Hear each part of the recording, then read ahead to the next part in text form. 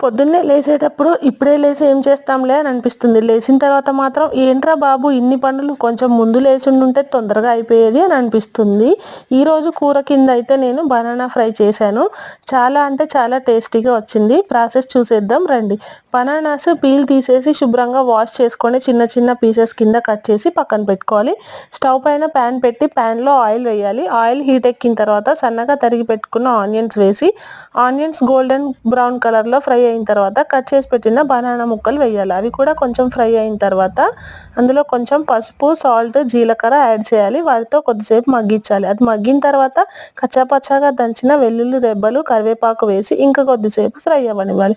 అది ఫ్రై అయిన తర్వాత ఫైనల్గా కారం యాడ్ చేసుకొని దాంతో ఒక 2 మినిట్స్ మగ్గనిచ్చి ఆ తర్వాత గరం మసాలా యాడ్ చేసుకోవడమే. టేస్టీ టేస్టీ బనానా ఫ్రై అయితే రెడీ అయిపోయింది. ఇది హెల్త్కి కూడా చాలా అంటే చాలా మంచిది. వెళ్తూ వెళ్తూ వీడియోకి ఒక చిన్న లైక్ ఇచ్చి వెళ్ళడం మాత్రం మర్చిపోకండి. Bye bye.